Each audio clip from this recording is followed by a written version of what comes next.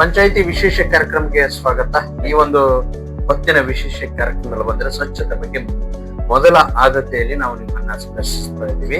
ಮೊದಲನೇದಾಗಿ ತಮ್ಮ ಸ್ವಪರಿಚಯ ಹಾಗೂ ನಮ್ಮ ಪಂಚಾಯಿತಿಯ ಹಿನ್ನೆಲೆ ಬಗ್ಗೆ ನಮ್ಮ ವೀಕ್ಷಕರಿಗೆ ತಿಳಿಸ್ಕೊಡಿ. ನನ್ನ ಹೆಸರು ಪ್ರಬಣ್ಣ ಅಂತ ಹೇಳ್ಬಿಟ್ಟು ಗೋಪಾಲದೇವರಹಳ್ಳಿ ಗ್ರಾಮ ಪಂಚಾಯಿತಿ ಅಭಿವೃದ್ಧಿ ಅಧಿಕಾರಿಯಾಗಿ ನಾನಿಲ್ಲಿ ಕೆಲಸ ನಿರ್ವಹಿಸ್ತಾ ಇದ್ದೀನಿ. ನಾವು ಈ ಒಂದು ವಿಚಾರನ ಕೇಳ್ತಾರೆ, ತುಂಬಾ ಸಂತೋಷದ ವಿಚಾರ.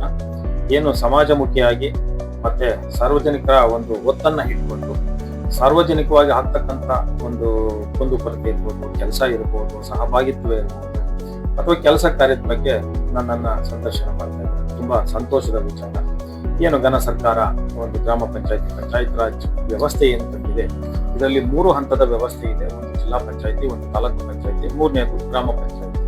ಈ ಒಂದು ಗ್ರಾಮ ಪಂಚಾಯತಿನಲ್ಲಿ ಏನು ಈ ಸಮಾಜಮುಖಿಯಾಗಿ ಕೆಲಸ ನಿರ್ವಹಿಸಬೇಕಾದ್ರೆ ಕಟ್ಟ ಕಡೆಯ ಮನುಷ್ಯನಿಗೂ ಕೂಡ ಸರ್ಕಾರದಿಂದ ದೊರೆತಕ್ಕಂತಹ ಮೂಲಭೂತ ಸೌಕರ್ಯ ಇರ್ಬೋದು, ಅಥವಾ ಸೇವೆ ಇರ್ಬೋದು, ಅಥವಾ ಯಾವುದೇ ವ್ಯವಸ್ಥೆನಲ್ಲಿ ನಾವು ಅದನ್ನ ಹೊಂದ್ಕೊಂಡು ಸಾರ್ವಜನಿಕ ಮುಖ್ಯವಾಗಿ ಕೆಲಸ ಮಾಡ್ಕೊಂಡು ಸಾರ್ವಜನಿಕರ ಒಂದು ಒತ್ತಾಸೆಗೆ ಒತ್ತನ್ನ ಕೊಟ್ಟಾಗ ಈ ಪಂಚಾಯತ್ ರಾಜ್ ವ್ಯವಸ್ಥೆ ಒಂದು ಸಬಲೀಕರಣ ಉನ್ನತ ಒಂದು ಹಂತಕ್ಕೆ ಬರುತ್ತೆ ಅನ್ನೋದು ಒಟ್ಟಾರೆ ನನ್ನ ಒಂದು ಅಭಿಪ್ರಾಯ. ಸರ್, ಈಗ ಮೊದಲನೇದು ಮೂಲಭೂತ ಸೌಕರ್ಯಗಳ ಬಗ್ಗೆ ನಾವು ಹೇಳಿ ಸರ್. ಮೂಲಭೂತ ಸೌಕರ್ಯಗಳಲ್ಲಿ ಕುಡಿಯುವ ನೀರು, ಸ್ವಚ್ಛತೆ, ವಿದ್ಯುತ್, ಕುಡಿಯುವ ನೀರು ಒಂದೊಂದಾಗಿ ಬಹಳ ಪ್ರಾಮುಖ್ಯವಾಗಿ ಸ್ವಚ್ಛತೆ ಬಗ್ಗೆ ಕಾನ್ಸೆಪ್ಟ್. ಹೌದು ಸರ್. ಇಲ್ಲಿ ಮೂಲಭೂತವಾಗಿ ನಾವು ಗ್ರಾಮಗಳ ಒಂದು ಏನು ಚರಂಡಿ ಬರುತ್ತೆ ಅದನ್ನ ನಮ್ಮ ಗ್ರಾಮ ಪಂಚಾಯಿತಿಯ ಸ್ವಂತ ಸಂಪನ್ಮೂಲ ಮತ್ತೆ ಸರ್ಕಾರದಿಂದ ಬರ್ತಕ್ಕಂಥ ಅನುದಾನಗಳನ್ನು ಎರಡನ್ನೂ ಒಳಗೂಡಿಸಿಕೊಂಡು ನಾವು ನಮ್ಮ ಗ್ರಾಮಗಳ ಚರಂಡಿ ಮತ್ತೆ ಸ್ವಚ್ಛತೆ ಮತ್ತೆ ಏನು ನೈರ್ಮಲ್ಯವನ್ನು ಕಾಪಾಡ್ತಕ್ಕಂಥದ್ದಕ್ಕೆ ಹೆಚ್ಚಿನ ಒತ್ತನ್ನು ಕೊಡ್ಬೇಕಾಗ್ತದೆ. ಇದು ಗ್ರಾಮ ಪಂಚಾಯಿತಿಯ ಒಂದು ಕರ್ತವ್ಯಗಳಲ್ಲಿ ಅತಿ ಮುಖ್ಯವಾದಂತಹ ಒಂದು ಸೇವೆ. ಎರಡನೇದಾಗಿ ಕುಡಿಯುವ ನೀರಿನ ವ್ಯವಸ್ಥೆ. ಇದು ಕೂಡ 2ನೇ ಹಂತದ ಒಂದು ಕುಡಿಯುವ ನೀರಿನ ಒಂದು ವ್ಯವಸ್ಥೆ. ಸಾರ್ವಜನಿಕವಾಗಿ ನಾವು ಗ್ರಾಮ ಪಂಚಾಯಿತಿಯಿಂದ ನೀಡತಕ್ಕಂತಹ ಒಂದು ಮೂಲಭೂತ ಕರ್ತವ್ಯಗಳಲ್ಲಿ ಅದು ಕೂಡ ಒಂದು. ಅದನ್ನು ಕೂಡ ಸಾರ್ವಜನಿಕವಾಗಿ ನಾವು ಏನು ಜನಸಾಮಾನ್ಯನಿಗೆ ಶುದ್ಧವಾದಂತಹ ನೀರನ್ನ, ಬರೀ ನೀರನ್ನಲ್ಲ, ಶುದ್ಧವಾದಂತಹ ನೀರನ್ನ ಸಾರ್ವಜನಿಕರಿಗೆ ಕೊಡ್ತಕ್ಕಂತಹ ಒಂದು ವ್ಯವಸ್ಥೆ ಗ್ರಾಮ ಪಂಚಾಯಿತಿಯ ಆದ್ಯ ಕರ್ತವ್ಯ ಕೂಡ ಒಂದು. ಈ ಒಂದು ವ್ಯವಸ್ಥೆಯನ್ನ ಕೂಡ ನಾವು ಮಾಡ್ಬೇಕಾಗ್ತದೆ. ಕುಡಿಯ ನೀರಾಯ್ತು, ಮತ್ತೆ ನೈರ್ಮಲ್ಯದಾಯ್ತು, ಮತ್ತೆ ಶಿಕ್ಷಣದ ಬಗ್ಗೆ ಬಂದ್ರೆ ಏನಿವತ್ತು ಶಿಕ್ಷಣ ಇವತ್ತು ಏನು ಒಂದು ದೇಶ ಕಟ್ಟಬೇಕಾಗ್ಲಿ, ರಾಜ್ಯ ಕಟ್ಟಬೇಕಾಗ್ಲಿ, ರಾಷ್ಟ್ರ ಕಟ್ಟಬೇಕಾಗ್ಲಿ, ಈ ಒಂದು ವ್ಯವಸ್ಥೆನಲ್ಲಿ ನಾವು ನಮ್ಮದೇ ಆದಂತಹ ಒಂದು ಇಚ್ಛಾಶಕ್ತಿಯನ್ನ ಇಟ್ಕೊಂಡು ಶಿಕ್ಷಣದ ಬಗ್ಗೆ ಹೆಚ್ಚಿನ ಒತ್ತನ್ನ ಕೊಟ್ಟು ಈ ದೇಶದ ಒಂದು ಪ್ರಜೆಯನ್ನ ನಾವು ಪ್ರಜಾಮುಖಿಯಾಗಿ ಮೇಲೆ ತರ್ತಕ್ಕಂತಹ ಒಂದು ವ್ಯವಸ್ಥೆನಲ್ಲಿ ಶಿಕ್ಷಣದ ಮಹತ್ವ ಗ್ರಾಮ ಪಂಚಾಯಿತಿ ಒಳಗೊಂಡಂತೆ ಒಂದು ಕಾರ್ಯಪಡೆ, ಶಿಕ್ಷಣ ಕಾರ್ಯಪಡೆ ಅಂತ ಒಂದು ಸಮಿತಿ ಇದೆ. ಆ ಸಮಿತಿನಲ್ಲಿ ಶಾಲೆ ಬಿಟ್ಟ ಮಕ್ಕಳನ್ನ ನಾವು ಶಾಲೆಗೆ ಸೇರಿಸ್ತಕ್ಕಂತಹ ಒಂದು ವ್ಯವಸ್ಥೆ ಇದೆ. ಮತ್ತೆ ಏನು 14 ವರ್ಷದ ಒಳಗಡೆಗೆ ಏನು ಮಕ್ಕಳು ಎಲ್ಲಾರು ದುಡಿಮೆ ಮಾಡ್ತಕ್ಕಂತಹ ವ್ಯವಸ್ಥೆಯಲ್ಲಿ ಅದನ್ನು ಕೂಡ ನಾವು ಆ ಒಂದು ಅವನಿಗೆ ಶಿಕ್ಷಣವನ್ನ ವಂಚಿತನಾಗ್ತಾನೆ, ಅದರಿಂದ ಕೂಡ ಶಿಕ್ಷಣದಿಂದ ಅವನು ವಂಚಿತ ಒಳಗಾಗಬಾರದು ಅನ್ನೋ ಒಂದು ಉದ್ದೇಶ ಇಟ್ಕೊಂಡು ಪ್ರತಿ ಶಾಲೆಗೂ ಭೇಟಿ ಮಾಡಿ ಆ ಶಾಲೆ ಮಕ್ಕಳು ಬರ್ತಿದಾವ ಅಥವಾ ಅಬ್ಸೆಂಟ್ ಆಗ್ತಿದ್ಯಾ ಅಥವಾ ಆ ಪೋಷಕರು ಅದಕ್ಕೆ ಸ್ಪಂದನೆ ಕೊಡ್ತಾ ಇದಾರ ಇಲ್ವಾ ಅನ್ನೋದ್ರ ಬಗ್ಗೆನೂ ಕೂಡ ಚರ್ಚೆ ಮಾಡ್ಬೇಕಾಗ್ತದೆ. ಇವತ್ತು ಸರ್ಕಾರ ಶಾಲೆಗಳಿಗೆ ಬಿಸಿ ಊಟದ ವ್ಯವಸ್ಥೆ, ಮೊಟ್ಟೆ ವ್ಯವಸ್ಥೆ ಮತ್ತೆ ಪ್ರೋಟೀನ್ ಯುಕ್ತ ಆಹಾರವನ್ನು ಕೊಡ್ತಕ್ಕಂತಹ ಒಂದು ವ್ಯವಸ್ಥೆಯನ್ನು ತುಂಬಾ ಉತ್ತಮವಾದಂತಹ ವ್ಯವಸ್ಥೆಯಲ್ಲಿ ನಡೆಸ್ಕೊಂಡು ಹೋಗ್ತಾ ಇದೆ. ಇದು ಕೂಡ ಗ್ರಾಮ ಪಂಚಾಯಿತಿ ಹಂತದಲ್ಲಿ ಪರಿಶೀಲನೆ ಆಗಿ ಅದಕ್ಕೂ ಕೂಡ ಹೆಚ್ಚಿನ ಒತ್ತನ್ನ ಕೊಟ್ಟಾಗ ನಾವು ಆ ಬಗ್ಗೆ ಹೆಚ್ಚಿನ ಗಮನ ಹರಿಸಿದ್ರೆ ಶಿಕ್ಷಣ ಕೂಡ ಗುಣಮಟ್ಟ ಹೊಂದಿದ್ರೆ ನಮ್ಮ ದೇಶದ ಒಂದು ಆರ್ಥಿಕ ಇರ್ಬೋದು, ಪ್ರಜಾಪ್ರತಿನಿಧಿ ಇರ್ಬೋದು, ಎಲ್ಲಾ ಮುಖಿನಲ್ಲೂ ಕೂಡ ನಮ್ಮ ದೇಶದ ಉನ್ನತೀಕರಣ ಆಗುತ್ತೆ ಶಿಕ್ಷಣದಲ್ಲಿ. ಸರ್, ಶಿಕ್ಷಣದ ಬಗ್ಗೆ ಹೇಳಿದ್ರಿ, ಈಗ ನೈರ್ಮಲ್ಯತೆ ಬಗ್ಗೆ ಹೇಳಿದ್ರಿ. ನೈರ್ಮಲ್ಯತೆ ವಿಚಾರದಲ್ಲಿ ಬಂದ್ರೆ ಸ್ವಚ್ಛತೆ ಒಂದು ಕಾನ್ಸೆಪ್ಟ್ ಅಲ್ಲಿ ಇವತ್ತು ಪಿಡಿಒರ್ಗೂ ಕೂಡ ಒಂದಿಷ್ಟು ಕಾನೂನಾತ್ಮಕ ಕ್ರಮಗಳನ್ನ ತೊಗೊಳ್ಬೇಕಾಗುತ್ತೆ. ಹೌದು ಸರ್. ಯಾಕಂದ್ರೆ ಇವತ್ತು ಪಿಡಿಒರ ಲೇಜಿತನದಿಂದ ಸ್ವಚ್ಛತೆ ಆಗದೆ ಇದ್ದಾಗ ಸಾಕಷ್ಟು ಸಾಂಕ್ರಾಮಿಕ ರೋಗಗಳನ್ನ ಹೌದೌದು. ಈಗ ಏನು ನಾವು ಇನ್ನೊಂದು ಎರಡನೇದು ಬಂದ್ರೆ ಇವತ್ತು ಜನರು ಆಯಾ ಒಂದು ತಮ್ಮ ಸುತ್ತಲಿನ ಪ್ರದೇಶಗಳನ್ನ ತಮ್ಮ ಸೈಟ್ ಗಳಲ್ಲೂ ಕೂಡ ಅಂದ್ರೆ ಸ್ವಚ್ಛತೆಗಳನ್ನ ಕಾಪಾಡ್ಕೊಳ್ಳಿಲ್ಲ ಅಂದ್ರೆ ಅವ್ರಿಗೂ ಕೂಡ ನೋಟಿಸ್ ಕೊಡ್ತಕ್ಕಂಥ ಕೆಲಸಗಳನ್ನ ಪಿಡಿಒರು ಕೂಡ ಮಾಡ್ಬೇಕಾಗುತ್ತೆ. ಇವೆರಡರ ನಡುವೆ ಪಂಚಾಯತಿ ಆಕ್ಟ್ ಏನ್ ಹೇಳುತ್ತೆ, ಯಾವ ರೀತಿ ಕೆಲಸಗಳನ್ನ ಮಾಡ್ಬೇಕಾಗುತ್ತೆ?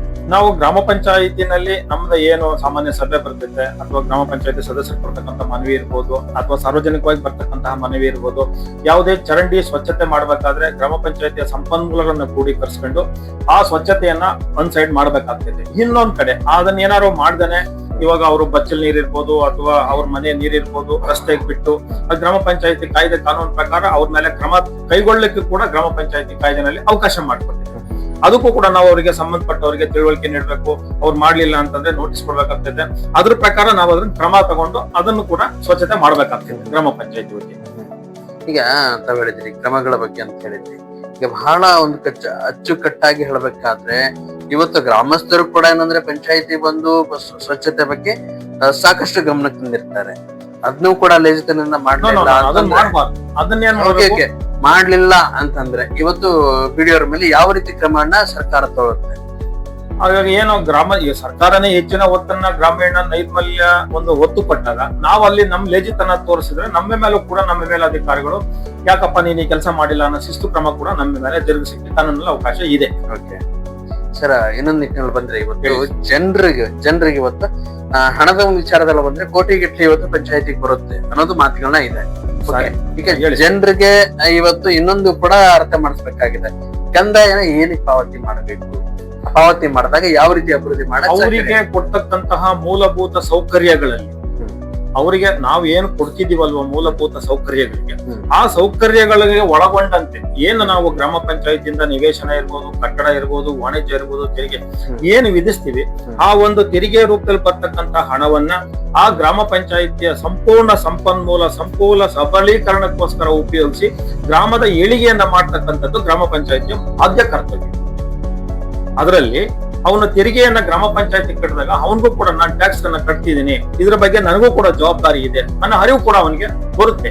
ಇಲ್ಲ ಅವ್ನ್ ಬಂದು ಪ್ರಶ್ನೆ ಮಾಡ್ಬೋದು, ಯಾಕೆ ಸರ್ ಮಾಡಿಲ್ಲ, ಯಾಕೆ ನಾನು ತೆರಿಗೆ ಕಟ್ತಾ ಇದ್ದೀನಿ, ನನಗೆ ಬಿಜೆದೀಪ ಹಾಕಿಲ್ಲ, ನನಗೆ ಚರಂಡಿ ಸ್ವಚ್ಛತೆ ಮಾಡಿಲ್ಲ, ನನಗೆ ಕುಡಿಯೋಕ್ ನೀರು ಕೊಟ್ಟಿಲ್ಲ ಅನ್ನೋದನ್ನ ಪ್ರಶ್ನೆ ಮಾಡ್ಬೋದು. ಹೌದು, ಪ್ರಶ್ನೆ ಮಾಡಬಹುದು. ಇನ್ನೊಂದು ನಾವು ಕಟ್ಟಲಿಲ್ಲ ಅಂದ್ರೂ ಕೂಡ ಬಹಳಷ್ಟು ನಾವು ಅದಕ್ಕೆ ದಂಡ, ಗ್ರಾಮ ಪಂಚಾಯತಿ ತೆರಿಗೆ ಬರ್ಲಿಲ್ಲ ಗ್ರಾಮ ಪಂಚಾಯತಿಗೆ ಅಂದ್ರೆ ಅವನಿಗೆ ದಂಡ ಕೂಡ ಹಾಕಿ ಅವನಿಂದ 5% ಅದನ್ನ ವಸೂಲಿ ಮಾಡ್ತಕ್ಕಂಥ ಒಂದು ವ್ಯವಸ್ಥೆನೂ ಕೂಡ ನಮ್ಮ ಗ್ರಾಮ ಪಂಚಾಯತಿ ಆಕ್ಟ್ ಅಲ್ಲಿ ಕೂಡ ಅದನ್ನ ಅಳವಡಿಸಬಹುದು.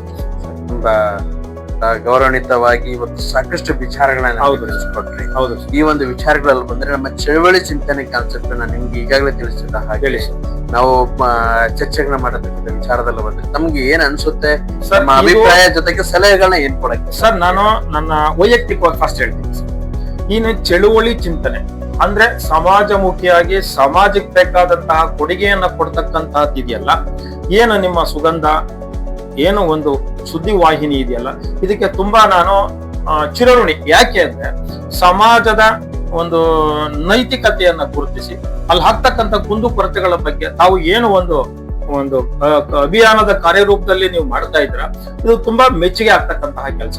ಅಂದ್ರೆ ನಾನು ವೈಯಕ್ತಿಕವಾಗಿ ಹೇಳ್ತಾ ಇದ್ದೀನಿ, ಈ ವಿಚಾರದಲ್ಲಿ ರಾಜ್ಯ ಇರ್ಬೋದು, ಕೇಂದ್ರ ಇರ್ಬೋದು, ಕಡೆಯ ಮನುಷ್ಯನಿಗೆ ಸಿಗ್ತಕ್ಕಂತ ಸವಲತ್ತು ಕೂಡ ಸಿಗುತ್ತಾ ಇಲ್ವಾ ಅನ್ನೋ ಒಂದು ಈ ಚಿಂತನಾ ಚಳವಳಿಯಲ್ಲಿ ತಾವು ಇದನ್ನ ತೊಡಸ್ಕೊಂಡಿದ್ದು, ಇದು ತುಂಬಾ ಅತ್ಯಮೂಲ್ಯವಾದಂತಹ ಒಂದು ಸಲಹೆ ಮತ್ತೆ ಒಂದು ಸಂದೇಶ ಕೂಡ.